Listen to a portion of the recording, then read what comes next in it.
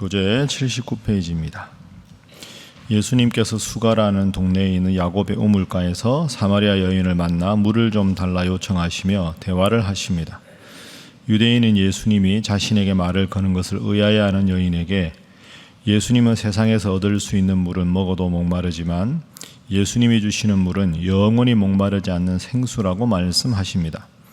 또한 이 여인에게 남편 5명이 있었지만 어느 누구도 진정한 남편이 아님을 밝히십니다.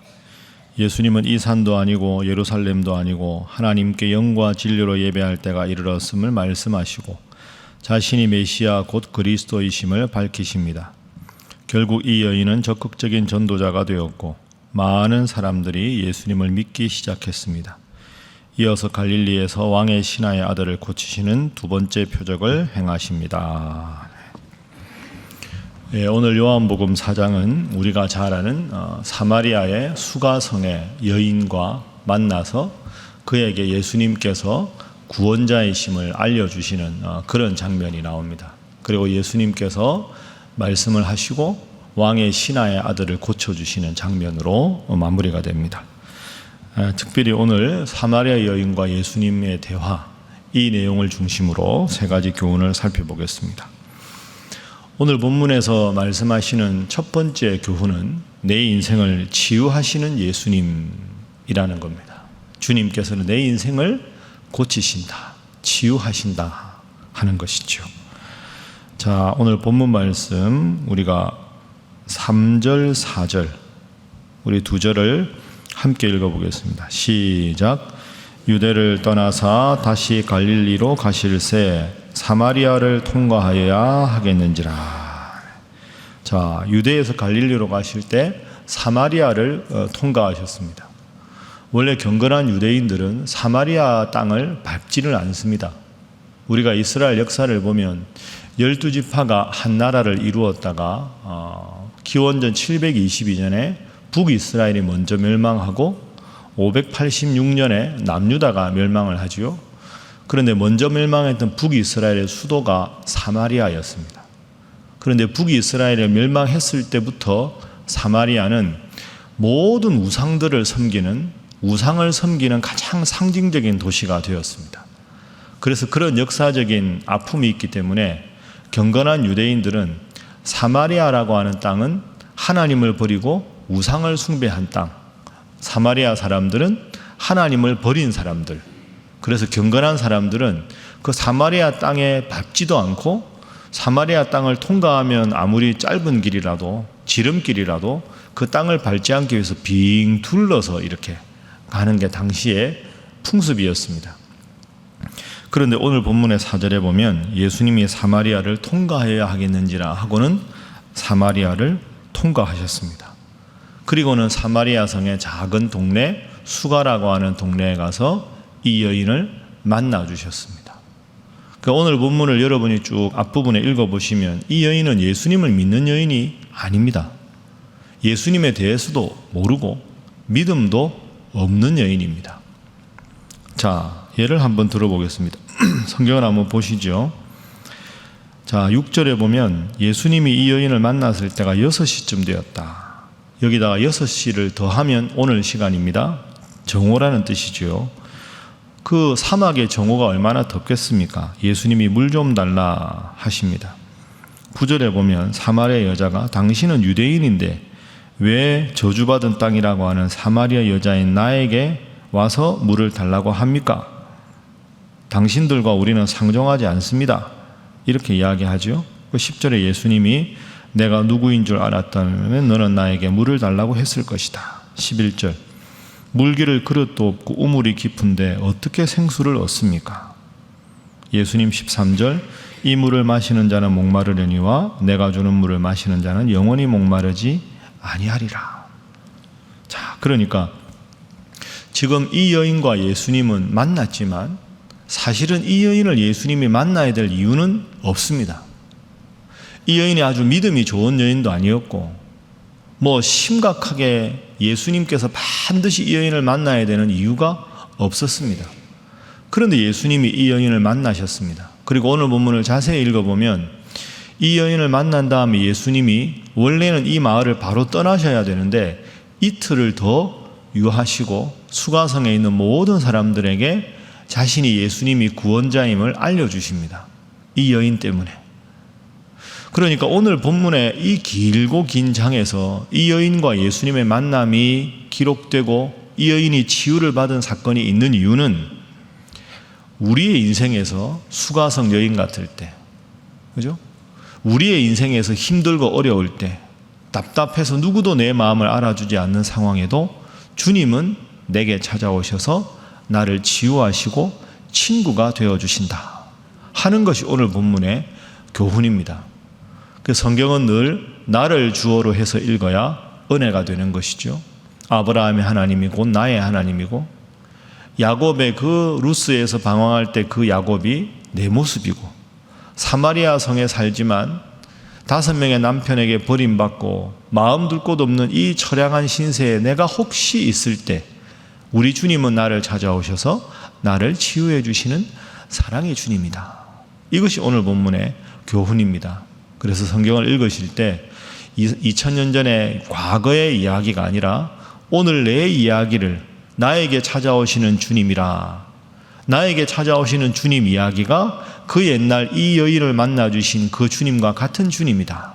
그런 마음으로 주님을 읽으실 때마다 내 힘들고 어려운 상황을 주님께서 어루만져 주시고 치유하시는 주님임을 믿고, 나를 위해서 치유하시고 구원하시고 용서하시는 주님, 그 주님을 말씀을 읽을 때마다 만나시는 여러분들 다 되시기를 주님 이름으로 부탁합니다.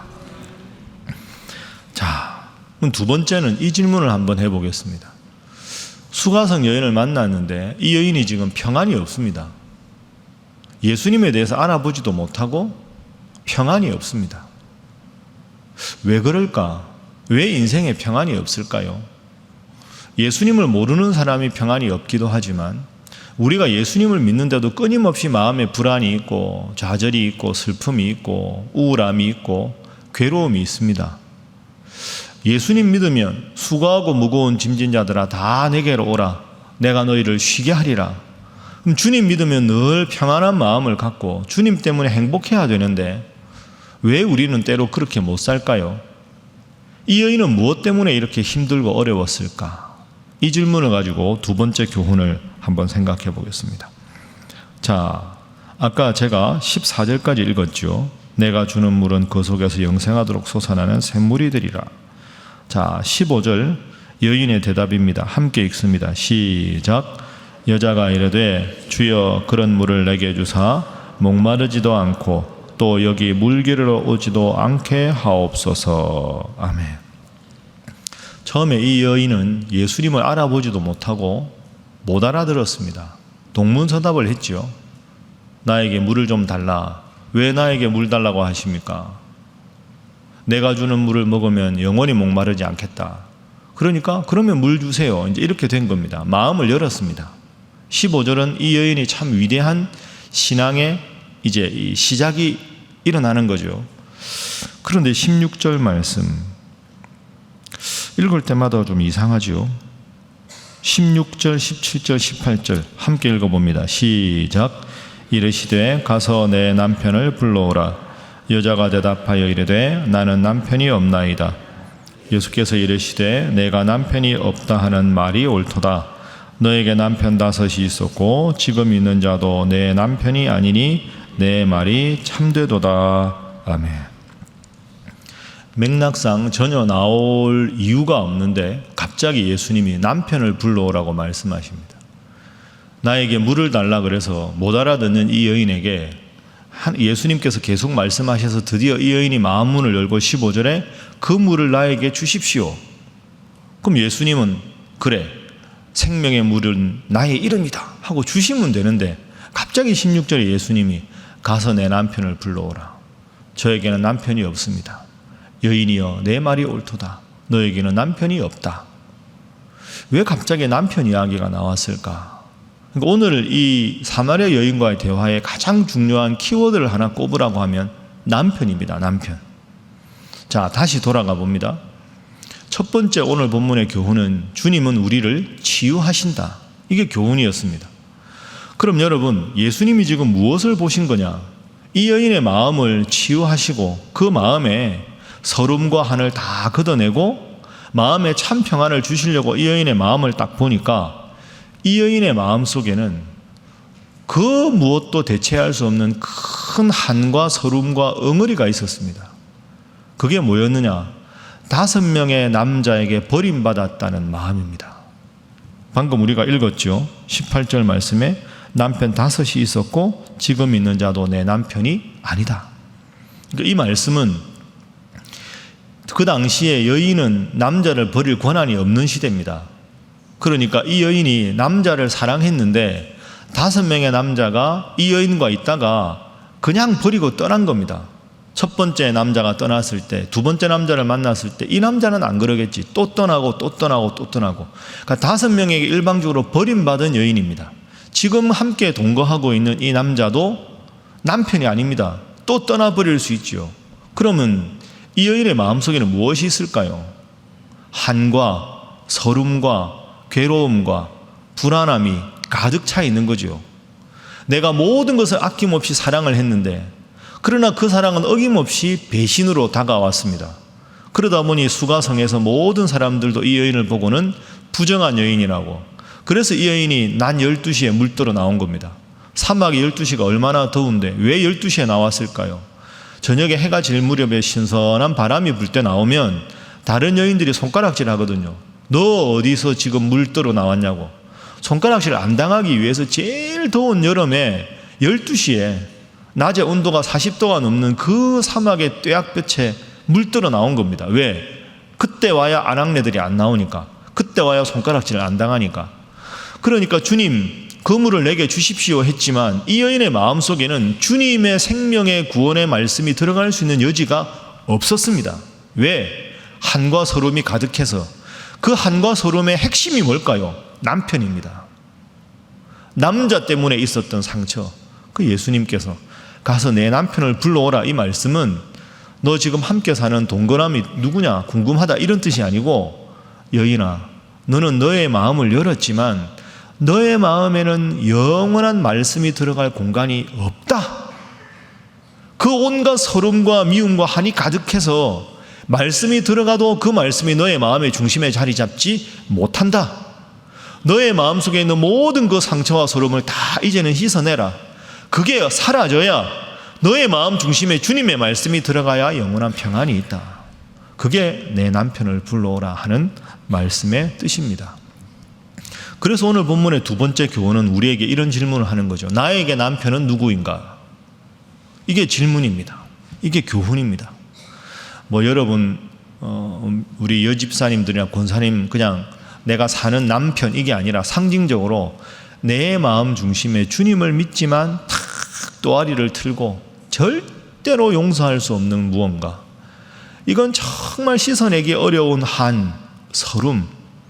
그게 무엇이 있습니까? 그걸 다 내려놓고 그 마음 중심에 주님이 들어와야 참 평안이 있는 줄로 믿습니다. 그게 여러분에게 무엇인가? 오늘 그것을 기도하십시오. 그리고 하루아침에 그게 안 없어지더라도 끊임없이 기도하십시오. 아무리 추워서 음지에 얼음이 얼고 눈이 쌓여 있어도 따뜻한 햇볕이 시속적으로 내리쬐면 그 눈은 다 녹아 없어지는 거죠. 그 여러분 마음에 그게 녹아 없어져야 주님이 주시는 참 평안이 있을 수가 있다. 정리하면 주님은 사마리아 여인에게 찾아온 것처럼 나의 마음에도 치유를 해주신다. 마음에 진정한 치유가 있기 위해서는 내가 놓지 못하고 끝까지 붙잡고 있는 인간적인 미움이나 서름이나 한이나 이걸 내려놓아야 한다. 마지막 세 번째 기도 제목은 참 예배자로 서게 하소서 하는 겁니다. 참 예배자로 서게 하소서. 자, 24절 말씀 중요한 요절이죠. 함께 읽어봅니다. 시작. 하나님은 영이시니 예배하는 자가 영과 진리로 예배할지니라. 아멘. 왜 예배 이야기가 나왔는가? 여러분, 주님은 나를 치유하신다. 나를 치유하기 위해서는 내 마음속에 자리 잡고 있는 상징적인 남편, 그 자리를 밀어내야 한다. 그러면 그걸 밀어내도 또 그게 자리 잡고 올 거 아닙니까? 그러려면 내 마음의 중심에 주님을 모시고 살아야 한다. 그게 뭐냐? 예배입니다. 예배. 그래서 이 여인에게 주님께서 예배 이야기를 하신 거죠. 마음의 중심에 하나님을 모시고 살아가는 것이 예배의 삶이다. 온전한 치유, 마음 중심에 있던 것 드러내고 그 마음 중심에 주님 모시고 살아가는 예배자의 삶을 살아라. 그래야 너의 인생에 평안이 있고 기쁨이 있다. 오늘 주님께서 이렇게 말씀을 하십니다. 여러분 오늘 말씀을 꼭 기억하시고 기도하실 때 내 마음 중심에는 무엇이 있는가? 이 여인에게 남편에 해당되는 것이 나에게는 없는가? 깊이 생각하시고 그것을 다 걷어내시고 그것을 걷어내고 그 자리에 주님을 온전히 예배하는 마음으로 날마다 살아가셔서 정말로 주님께서 말씀에 약속하신 평안과 기쁨이 여러분의 마음에 여러분의 삶에 충만하시기를 주님 이름으로 축복합니다. 기도하겠습니다. 주님, 내 인생의 친구가 되어주시는 주님, 치유하시는 주님 늘 신뢰하고 내 마음 중심에 온전히 주님을 모셔서 예배자로 살아가게 하여 주옵소서. 위에서 기도하시고 그러한 삶을 살기 위해 간절히 기도하며 우리 선교사님 위해서 우리 한국교회를 위해서 이 나라 이 민족을 위해서 다 함께 주님 앞에 기도하겠습니다. 주여 믿습니다. 주여 믿습니다.